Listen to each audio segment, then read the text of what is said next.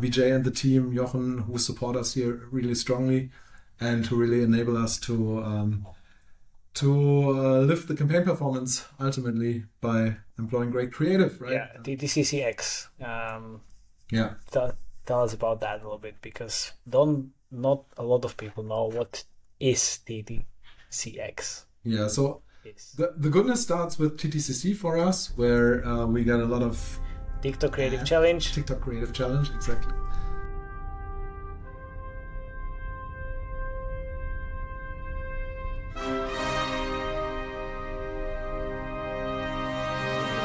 This is a no bullshit gaming show where we talk about games and their revenue in great detail, powered by our ad monetization, game design, and user acquisition triple threat expertise. Welcome to the 2.5 Gamers, the unfiltered truth served with a side of giggles. Let's not forget this is a 4 a.m. conference discussion vibe, so let's not take it too seriously. Tune in now and stay 2.5 steps ahead of the gaming industry. That's just, organically. Okay, whatever. Yeah, welcome, these 2.5 Gamers. Thank you very much for coming. We are in Hamburg and this is a live episode. My name is Matej Lancaric. My name is Jakub Remia. We are your hosts and we have 2 special guests. Guys, welcome to the podcast. Thank you so much. Thank you. Can you do a quick intro and tell us where the fuck we are? And I will tell why we are here. You're the fuck at Bytro, yes. Right? Yay. Home of Grand Strategy Games. So welcome to Bytro. Thank you. My name is Julian. I'm Chief Marketing Officer and Managing Director of the company since I Nice. Co-managing Director. Okay. So it was also another podcast in last year, Gamescom. Oh yeah. Yeah, wild appearance. Wild appearance. Someone threw me in there. Yeah, hi, I'm JM. I started 6 months ago here. Oh, time flies, huh? As a Chief Product Officer here at Bytro. Okay, and Bytro Labs, can you tell us about the company a little bit more? Bytro is on the market since 2009. We started out as a browser games behemoth, if you like. Okay.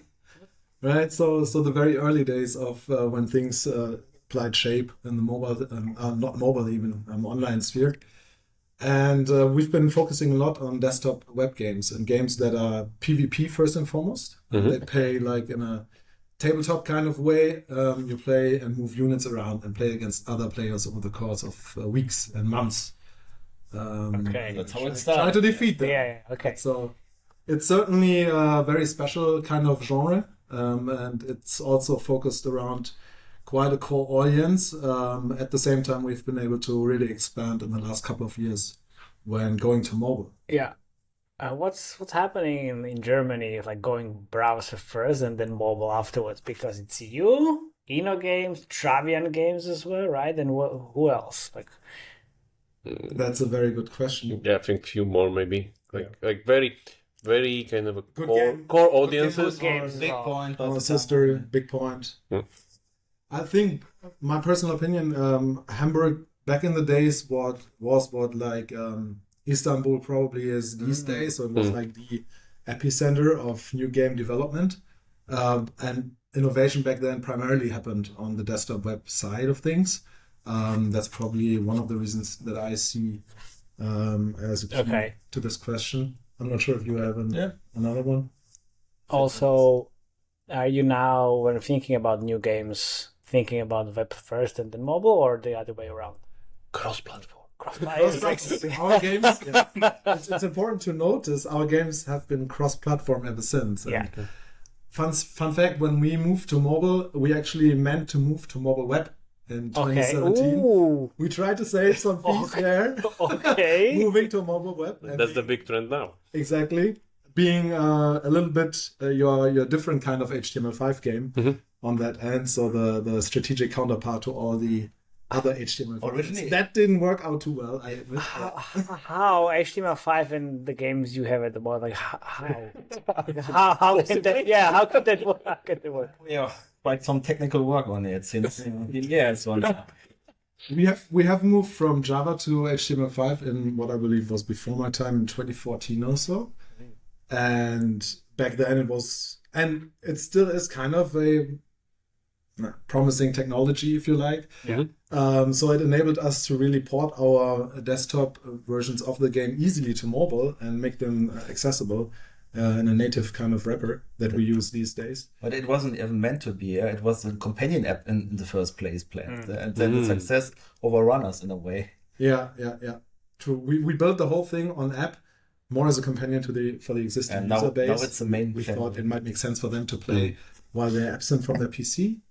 Turned out then some of the marketing managers that sit silently in this room had the idea to also run marketing campaigns on this. And it turned out to be really working well at the time and driving really incrementality. I think these days, desktop and desktop web for that matter is quite underrepresented in most companies because most of the innovation in the space is also happening on mobile.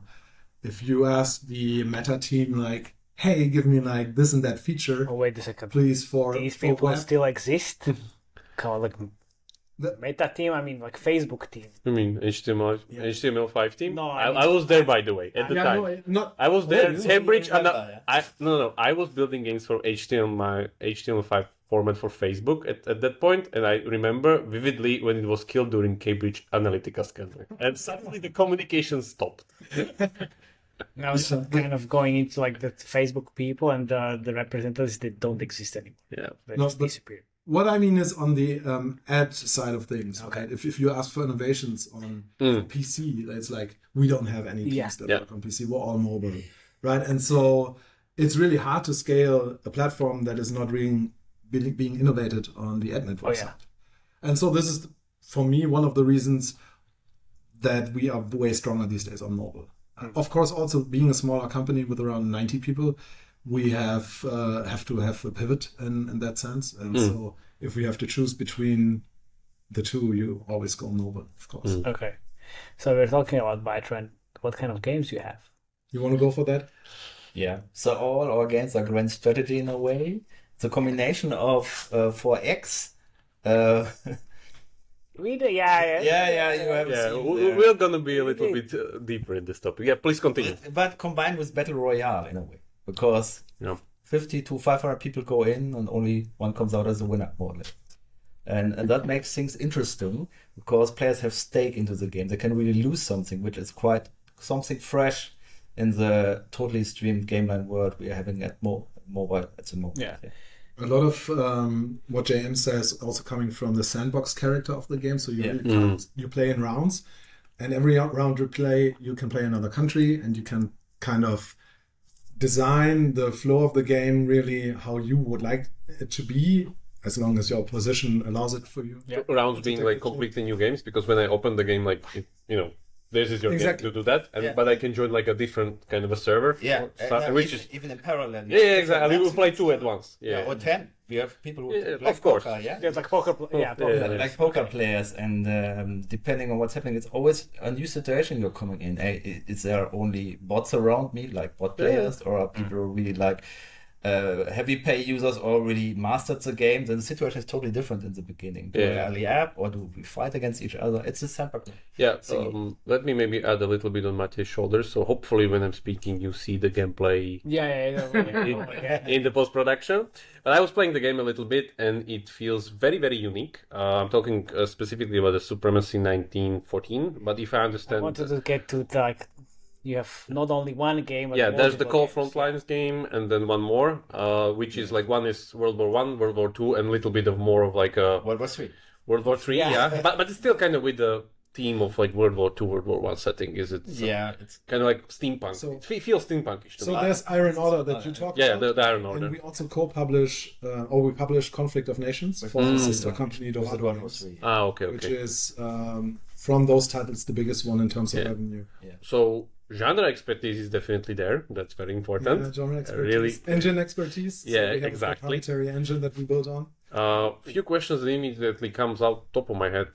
How do you deal with, let's say, these games having same audiences, or these games will live in parallel with each other, or how did you deal with this kind of like which was first? Yeah, cannibalization and stuff like that.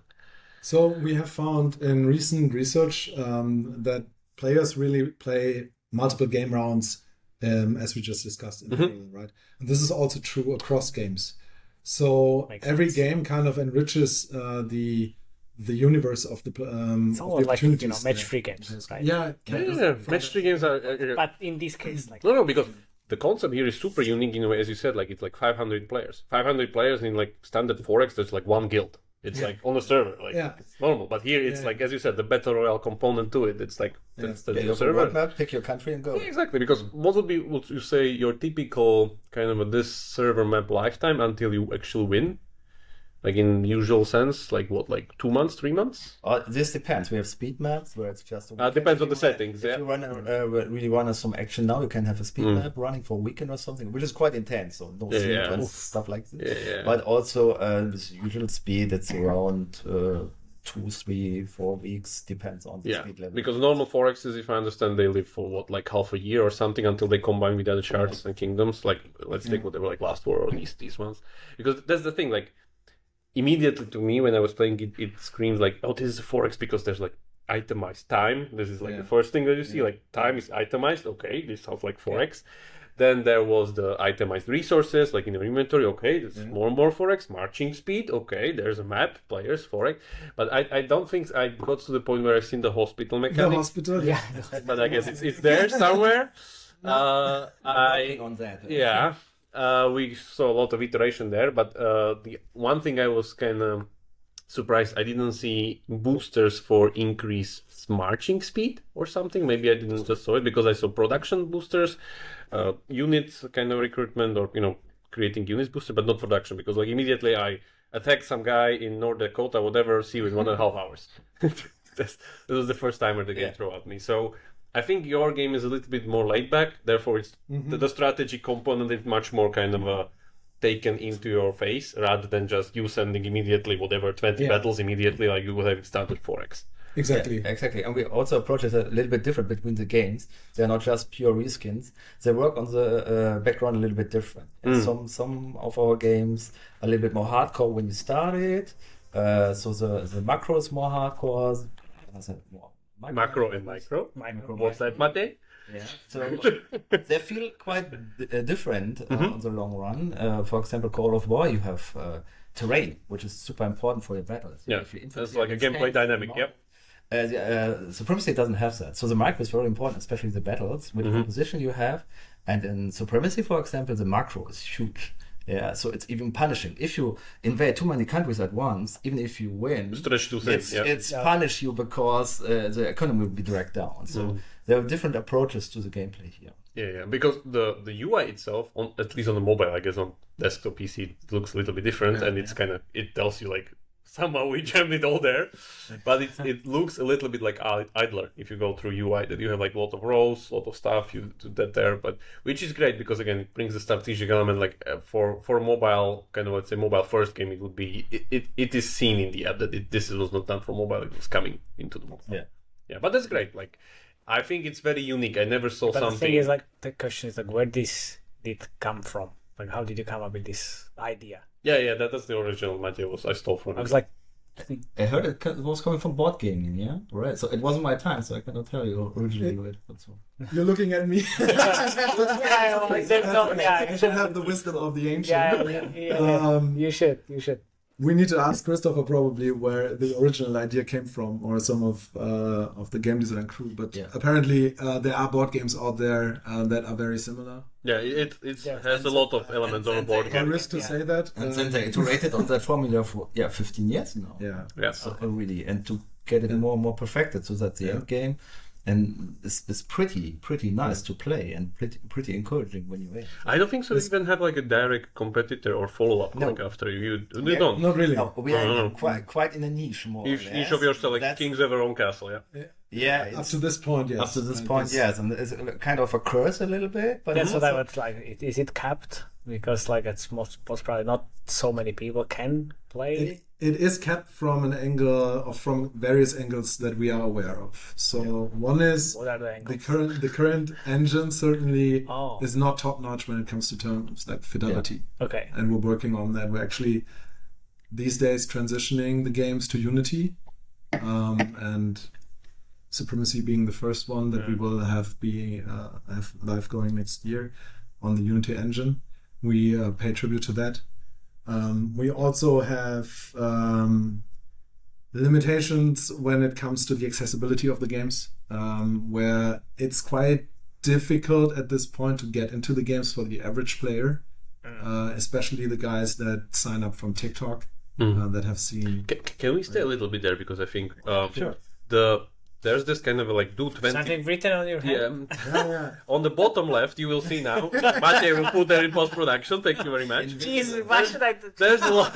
There's a lot. Hands to the camera. Yeah. So there's a lot of kind of tasks that pretty much kind of dynamically walk you through the game. Like do this, send a message to the player, check news, kind of walk you through. Let's say like the first tutorial. Was this? This was added later, was it? Yes. Yeah, absolutely. It screams. Okay, that's great. Because it literally, this was also the one thing that they were, this is a 4X. Because 4Xs work like this, that they navigate you through their massive UI through this, like click here, click there, and by some time you will, create the habit, you will do yourself, blah, blah, blah. And the question is, have you ever thought of using, let's say, the latest market shenanigans that we see on the market, where people are implementing mini games into 4X genre to onboard a lot of users through the fake creative funnel, which is fake creative, fake store screenshots, fake onboarding, fake gameplay, and eventually unfold the game into a 4X, which has a nice high LTV core, even though we're getting hyper casual traffic, basically. Absolutely. So when I look into our game design department, there's 3 different drafts of how we want to change the tutorial. It's more about the implementation of the technology. As being said, not being in Unity limits us a little bit in ways how we can do, attractive to the market. So this will be a big step for us in the company to go there, and then we will go for different tutorials as well, and makes it easier to have exactly those starting points. So we already have this in the pipeline, basically. Yeah. You said 3 different tutorials. Can you? So different ideas or complex philosophies, because as being said, this is a sandbox and you can approach it in a totally different way as well. So at the moment we have kind of a starting map with some AI around it that's reacting to the player, and there's a lot of potential in my opinion as well. How they guide you to that situation that they get the game, then you go into the real map more or less. So like you had in your last podcast. Yeah, exactly. That's something we're having already in a way, but not that figured out or designed out like we want to have it.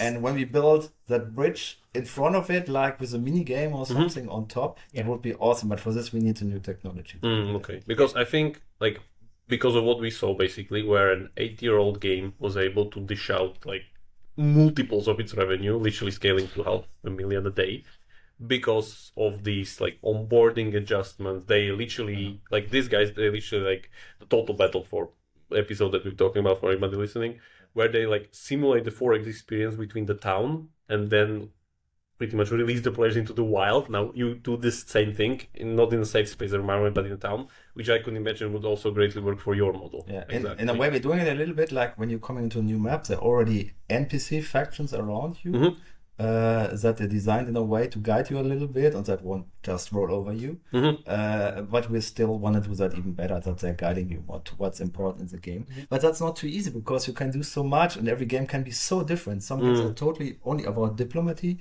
and some other games are just about walk from the beginning on, or find the right mix or economy. So it's difficult for us to find the right way here as well. Which one to pick? I guess the one that has the best A/B test result. Well, that will be. But what are the 3 different ideas, if you can talk about it? One idea was like this sandbox one. So guide them off the rails, let them explore a little bit more in all directions. This was the biggest one. Another one was make it more narrow. It's like you're on rails and you cannot go on rails scripted basically. Yeah, but even harder than we have it now. The other one was something in between with that mini game attached beforehand. We still have to figure out. But at the moment we still. You want to ask? Okay. At the moment we still will looking into other challenges. For example, given our monetization of our late game, for example, there's a lot of What is the UA team saying? But The UA team always wants the beginning of the game for sure. No, because it's coming from them. Like what is actually working. No, but this is like let's a little bit kind of get there because I think this is really important for what you said, like late game monetization. Because when eventually you win the battle royale game, you kind of lose the investment that you put into that round and need to start over. So you pretty much have a reset mechanic on a much stronger cycle compared to the usual Forex, which I guess is a pain point here. It's good or bad both in a way, but you have a natural exit point, and we don't want that. Yeah, and we don't have an ongoing progression meta game around. Yeah, between these rounds. Yeah. Between these rounds, we should leave. These guys, don't worry. Exactly. That's what we are missing. What we are actually producing at the moment. We are going into a hero collection meta game around it when you level up your generals and your heroes.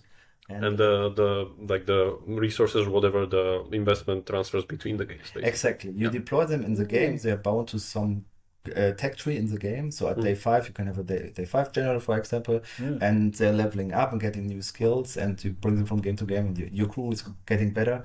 And you also have different ways to approach a game. So when you're picking a nation that's near to the water, you can go for the admiral perhaps and combine it with an aircraft general. And when you're playing Russia, it's full force. This is starting sounding to me like Heroes of Might and Magic 3.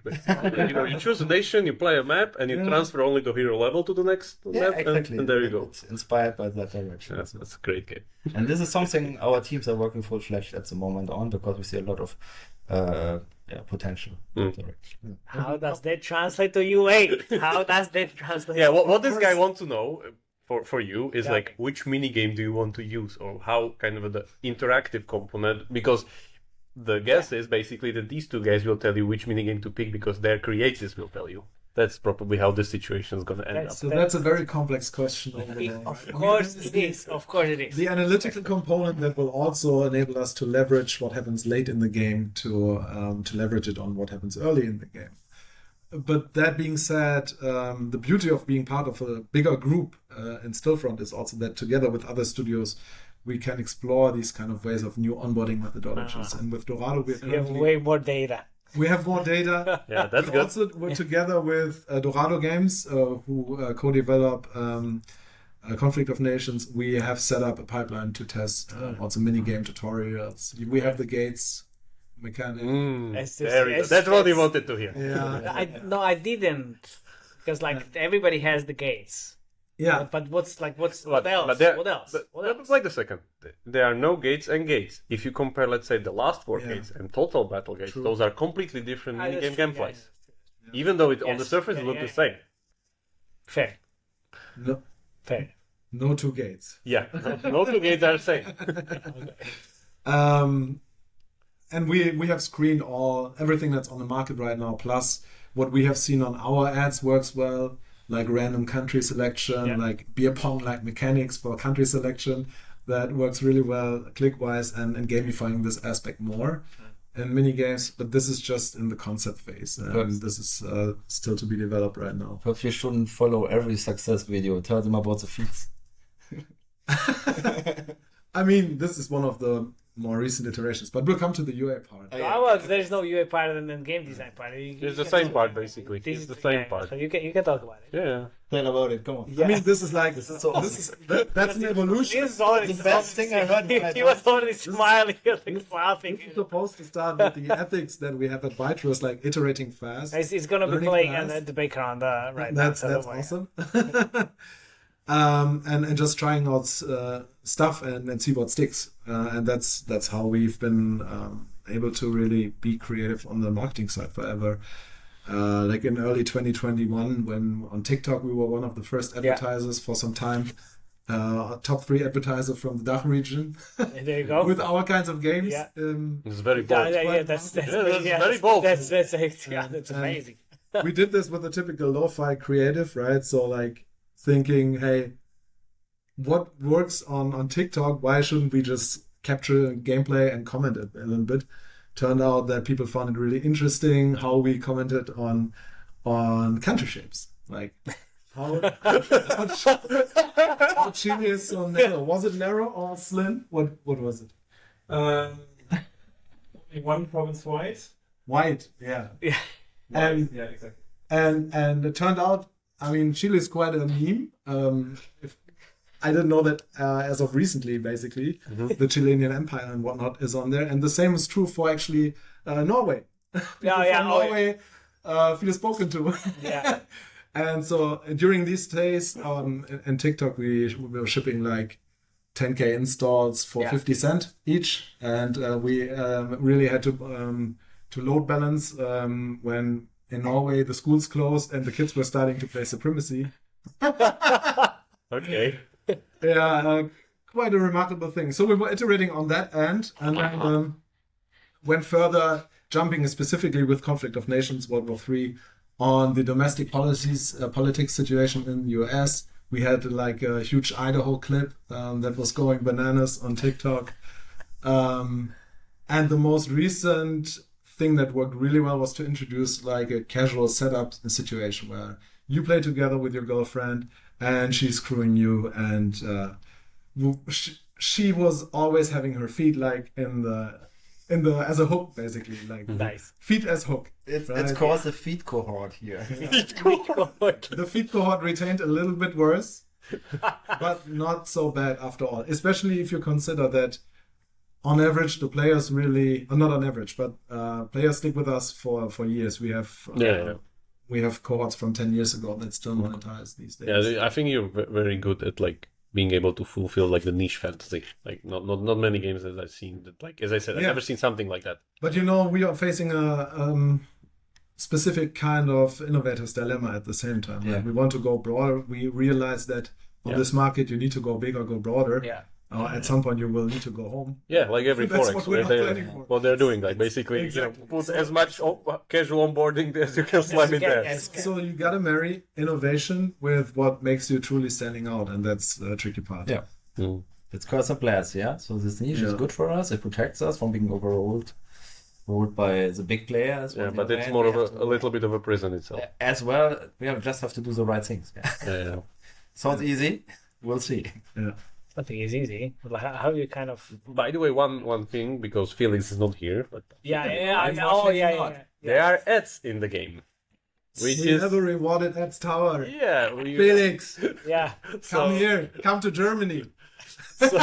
so as last time even we were told by the guys, like some Forex guys that we talked to, like, ads are definitely not worth it. Like, can you talk a little bit like how do you implement like rewarded videos and ads, and like how role does that play in your design? And also how much money you make on that. Yeah. Because if it's like €5 a day, maybe it's not relevant that much. 8. 8? 8 is that's okay. What, Margarita? Now Now we're talking again. I think we can integrate them much better. And we're playing that, especially with some new meta features, that those have a much bigger role to play into those features as well. So maybe to start a little bit from the beginning, you have like a rewarded ads tower that we innovated on lately. We earlier on had virtual currency in there, so a hard currency, which of course is not what you really aim for. Now with the inventory system that we have changed that, and I think There's speed ups there. They are speed ups, exactly. Which is the best thing, because like you already paid for it, you just speed it up. Special units on top of Yeah. But what I think we could do way more, also with regards to leveraging LTVs, really to make sense of what kind of user are we looking at. Are we looking at a user that is not going to IAP at any point? And can we make Like segmentation, yeah. And can we leverage the PvP aspect of our game so that we just give him like 10x the amount of boosters that he else would get, and make him way more competitive this way? Or like give players from tier 2, tier 3 countries this leverage on what can they get from ad revenues, and make that more popular. Of course. And lift LTV at the same time from the ad players, while lifting LTV from IAP players in Wales that have more competition. Again, I will play a little bit of Felix card here. Do you block any competitors in the funnel, or like how do you approach that part? Because that was the worry we always got from like Forex kind of friends, that we are like, you don't do that because like other Forexes will just float your... No, we usually, when we see that, I think we do that. So, yeah. Okay.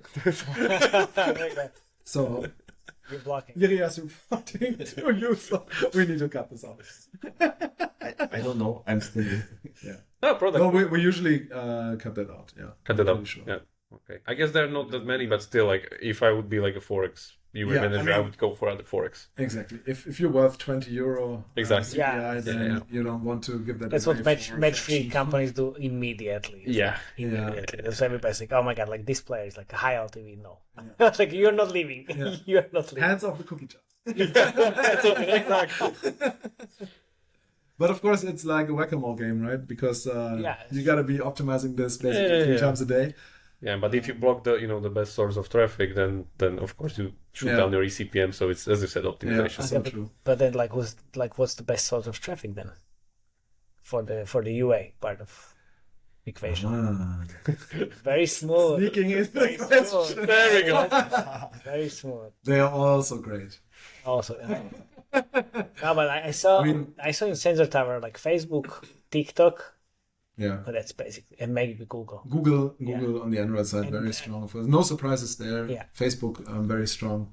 That's a surprise. TikTok, the source of all creatives. Yeah. With TTCC and TTCX. And then we're also building up video networks as of lately. Okay. Greetings to Iris here. Yes. We're working on expanding that. But you have to. We're very strong on UGC creatives, as I explained. Yeah. So, and everything that UGC we master quite well. We have ways to go horizontal and vertical quite fast and quite efficient. But when it comes to fake gameplay, when it comes to playables, we are really lacking and we're a little bit behind. This is where we specifically rely on the power of our outsourcing partners that support us on that end. Also on the cooperation with the Stillfront Marketing Hub. Vijay and the team, Jochen, who support us here really strongly and who really enable us to lift the campaign performance ultimately by employing great creative, right? Yeah, TTCX.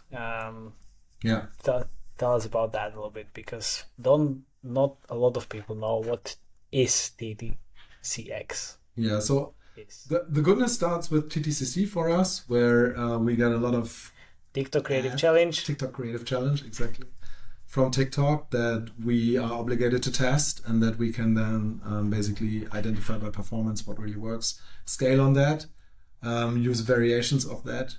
You can imagine that with our games having maps, and you have the chance to really address Czech players with Czech countries. Localization. I saw the TikTok Creative Challenge videos, like, the Georgia just taking over the whole world. Exactly. What the fuck? It's like, okay. You can go really relevant, which is super critical these days. At the same time, this, of course, comes at a cost. You got to be expanding on the creative cost side quite a bit for being competitive.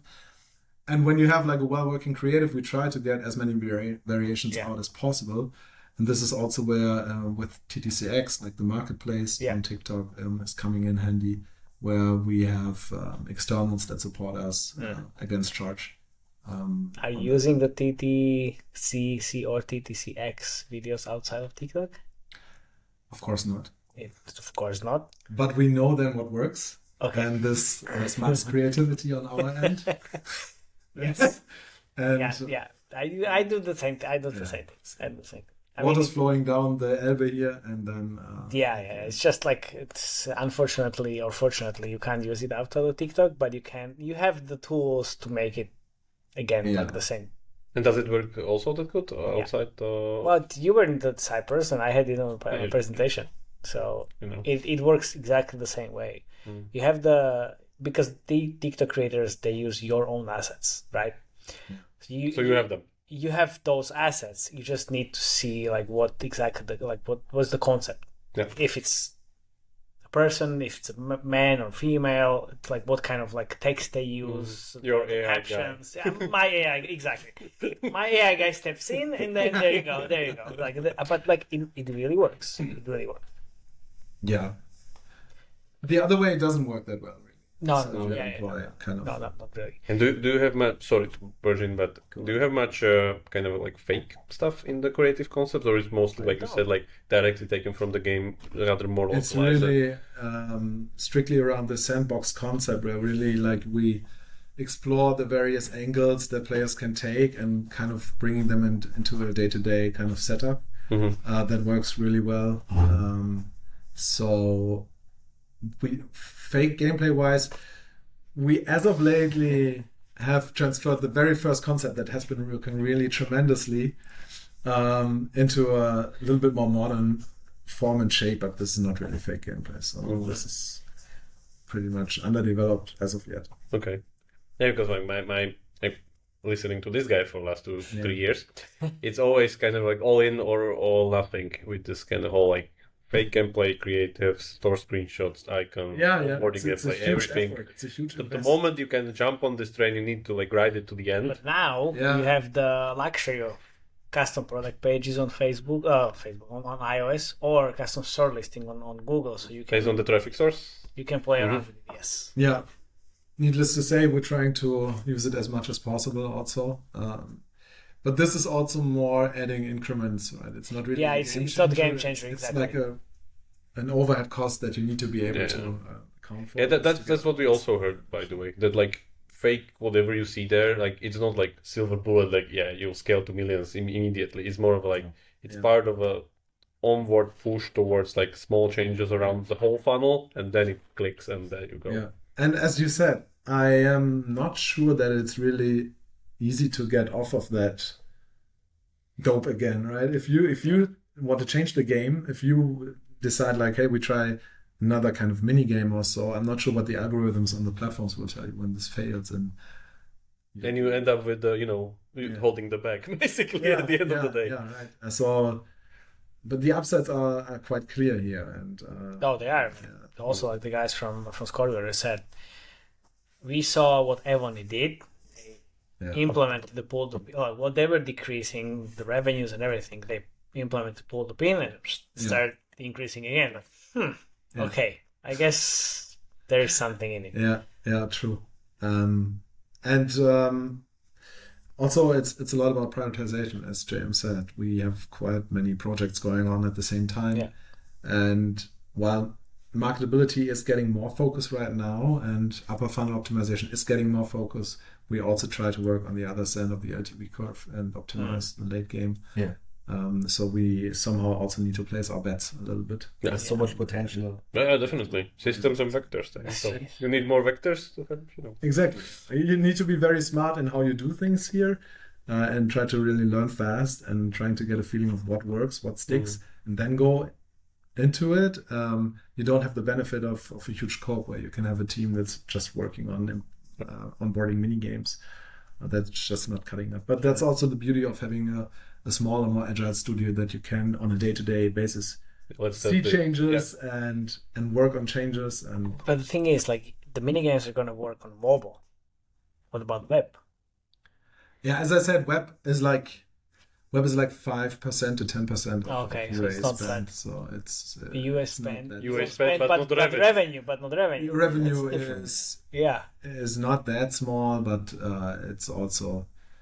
I mean, when you talk about mini games, are we talking about call-up integrated mini games, or are we talking about UA tools? Right? If it's a UA tool, then for web, it's just not relevant. Yeah, it doesn't also really influence revenues that much. If we're talking about another kind of loop to the game, of course, this will also affect revenues from desktop and Steam. More like. Do it also the other way around, as we see like a lot of companies push these days, that like you came from the desktop web environment to the mobile, and now we see a lot of people kind of trying to get people from mobile to the web to kind of somehow nudge them to go into the. As we've been there in 2017. Exactly. Yeah. Why shouldn't we try to do that right now? Right? So we're definitely working on that. Have some also good examples but it's more best practices for it. Basically the same as custom product pages. As live ops cards, right? You need to do this shenanigans. You need to be there. You need to do a little bit 80-20. Don't overdo it. Peak efficiency and work on that.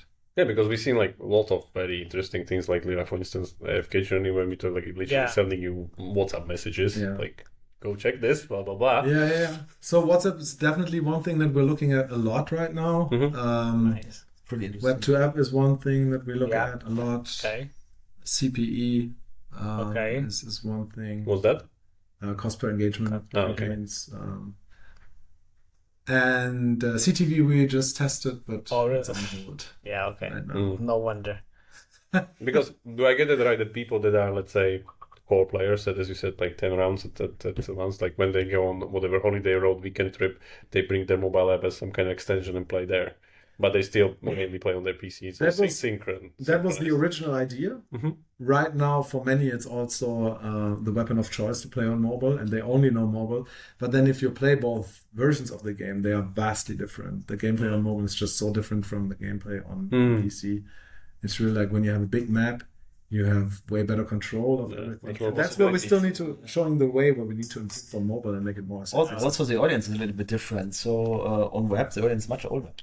Perhaps I cannot see that tiny screens anymore or something like this. But maybe. The meme. I'm including me as well. Yeah, when I play. I mean, including me now as well. You're getting old. More convenient on my big screen to send the whole units around and do the battles, and for me it's mobile just when I'm on the way. So. Yeah, but also actually on mobile our players are quite old. Apparently, like 50% are above the age of 40.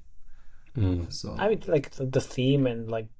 Oh, it's like everything kind of makes sense. History-based hardcore strategy. So like when I was like at school, like I didn't even care about history at all. I cared a lot. But like I built literally like models World War II planes with my father.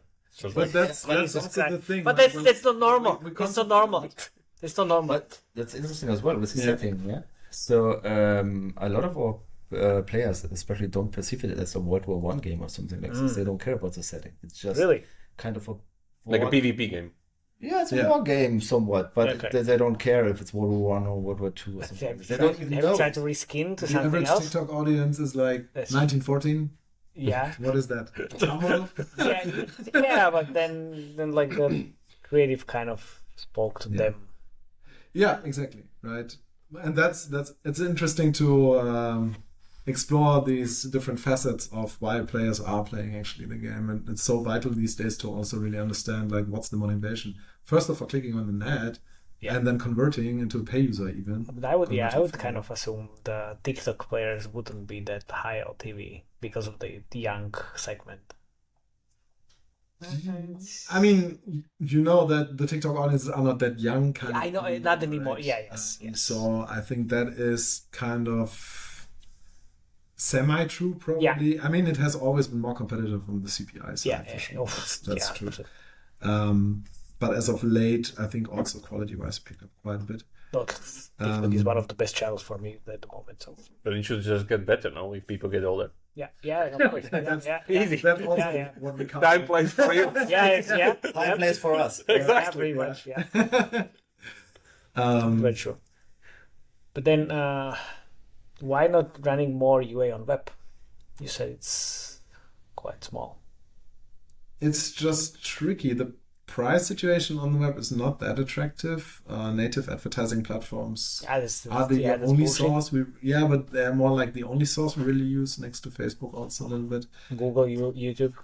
No, we're search. Really? I mean, search. Yeah. Come on, like you said, a little bit of poll marketing, of course, but you just said like Google is good, or Google is good for mobile and very strong. So I would assume. Yes. I use YouTube and search for a lot of like browser games or PC/Steam games as well. Kind of works. Take a note.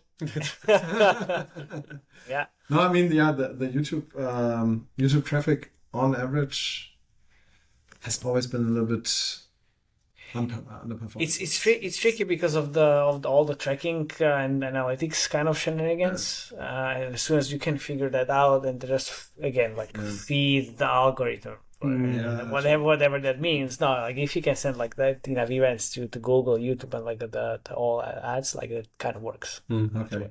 We're actually more on the influencer side. Even. Yeah, that's what I wanted to ask. Have you ever tried influencer marketing? Yeah, we're running on 5 to 10% budget on influencers. Some like World War history channels on YouTube and stuff like that. It's a little bit more crazy. There's all sorts of stuff really that's skewed towards male audiences somehow. That's also a little bit more from an art style perspective brutalistic, so a little bit anything rougher on the edges is certainly something that's somewhat attractive. Like weapon, no, that's not weaponry chests are not actually something that work really well. But like I'm flying around a bus with my helicopter, crazy stuff like that, right? So weird, awkward things that that's of awkward things work. Always. Come on, boys. Like in the end, you want like competitive males, basically. We want to be, all of them. We want all of them, and on the influencer side, I specifically feel it's easy to get access to incremental audiences that otherwise would not ever see your ads because Facebook thinks they like something else more, and for that matter, I think the source is highly relevant and probably going to be more relevant in the future. As we also have more and more influencers everywhere, right? At the same time, it's also quite tough to scale unless you're like super broadly applicable. That's where the mini games comes in. maybe. For us, it's really like it's up to this point. It's quite capped because you really need to have the negotiation process and everything. Dice is long. You want to save on fees. So it really. They do it all by yourself, or you have an agency? You don't need to name the agency, but still. Actually, our barkeeper Max is doing the show with together with Cecilia. Nice. But we also have agencies, truth to be told. So okay, can't cut out the middleman. It's just these shades is too painful. I know. Like it's like unreliable that much. Yeah. Okay. And then what we didn't kind of get into the percentage of IIP versus ads. No, the thing. My guess is like and web. Like what's like if you can tell, okay, so we have 60% on mobile, 30% on web, 10% ads.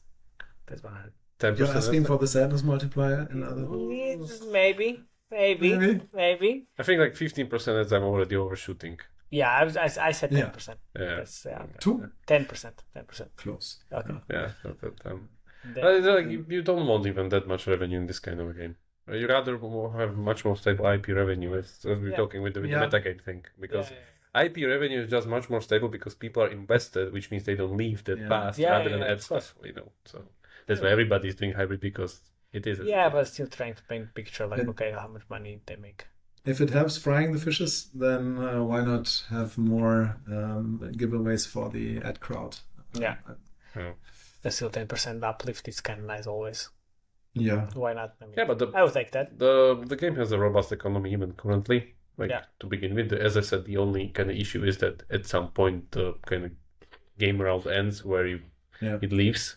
That I guess is the pain point that needs to be solved. But other than that, it's pretty deep. Like with all the like itemized forex currencies and everything, there like all the boosters that you can imagine, pretty much. So, like usually, all these forexes they have some kind of I always call it like shotgun to the head mechanic. At some point. So I don't think so. I experienced yet, but like let's say last time we covered the Total Battle guys, like they had their hospital thing, which was like so these troops are gonna die or resurrect them. Pick your poison. Or the like relocation thing with like you're gonna relocate your base somewhere else, otherwise your guild that already kicked you off for inactivity gonna kill you immediately or stuff like that. So the pressure is developing during the matches for sure because you're getting into alliances and they push you in and out. That's a whole Game of Thrones thing going on. So I could imagine it. I had some sleepless nights when I'm really going deep into a match. So that's a problem as well. How to protect people from not sleeping. You don't even have. Do I get it right that you don't even have this kind of like peace shield mechanic in the beginning or something? Like you're like just straight up core. Like, No. Why waste time? We had it at some point to give it like. There's another forex type staple mechanic. Yeah, exactly. Yeah, so when you begin, you're in an area where you cannot immediately be attacked. There's some AI around you, usually. So, but we are also experimenting with some mechanics that would help you at night, perhaps some buffs or wards or something like this. Like the initial onboarding, like you're still protected, and then like. So because like the hardcore crowd knows that like at 2 a.m. everyone sleeps, right? I'm just checking. Gonna attack everyone. Yeah, except us, because we always record at 4 a.m. Yeah, we're there. You are the Calm hardcore down. crowd. Exactly. And one thing is also you compensate a lot for your skill with your money here. Yeah. And our very good or good player, experienced player, they pay less at the moment because they're just getting so good at the game. So they can have the perfect synergy between the units and Yeah, because they're not accumulating resources through the metagame progression yet. Yes, exactly. We're missing those permanents or this invests that could do on Yeah, long the power term. progression, And basically. yeah, that's the Vectors. power. That's Vectors. More vectors. two vectors. Two vectors. Two vectors. Okay. as well. Any new game in the pipeline? We will have a new title coming up next year. That's still under disclosure. Okay. Under disclosure, or outside of disclosure.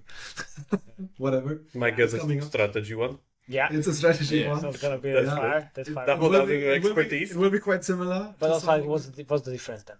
At least if you can It will be on Unity. It will be on Unity. It will- Technology is the difference. There's a Yeah, big yeah, difference. the big difference. Yeah. It's Technology. opens If a you lot look of at doors stuff for us. like response times, Yeah. at first impression, first user experience, also from responsiveness of layout, Yeah. then this is quite a significant determinant. in Presentation, success. UX, this opens a lot of possibilities for us, even when it comes to the pipeline with the units, bringing in new content Yeah. faster. That will help us a lot. Current games are on internal engine? Yes. Yeah. Yeah. Okay. Yeah. Okay. Yeah, then it's definitely like a Oh, big step up. yeah, makes sense. Yeah, especially with the content for live ops. Yeah. We bring in new content For- like yeah. special units like flame tank we had, or some special shock troops, zeppelin, whatever. And there's so much more in our pipeline, but yeah, we are missing a little bit the tools to make that even in a speed where the users like to have it. They really rip it out of our hands. So To be clear, we're just swapping the front end engine. And Yeah. the backend is Backend. working pretty fast. yeah, exactly. Yeah, This those is are where all the magic is Yeah. happening, and those are very big steps. Like And even what's- though it's like we're just like switched to like Yeah. I was there. I've seen it firsthand. Like we had 2 or 3 of these transitions ourselves, and it's like you gotta manage expectations with the community, and then like everyone's angry, and then No. there's a dip in revenue, but then they all come back, and Yeah. So we know also a little bit what our task will be in the coming months. Easier said than done. yeah. That's true. But definitely, it's like super unique for me regarding what you have there, and like the whole setup, the systems, and like the whole kind of as you said, like metagame will be kind of added later, but even this kind of as you said, you get better at the game, therefore you pay less because the skill-based kind of gameplay gives you the option to kind of just beat other players with skill. That's like I don't think so. I've seen it anywhere yet. And it will be gone soon. Set in mind. Thank you very much for coming.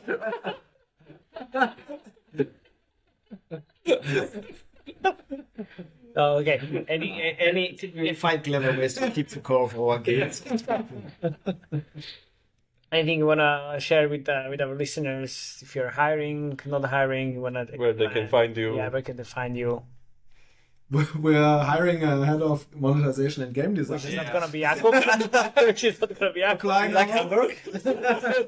Apply now to join the crew. Yes. Yeah, I'm gonna share the link in the show. We have some notes. positions on our webpage. We have open positions. It's a very there. important thing. We're hiring.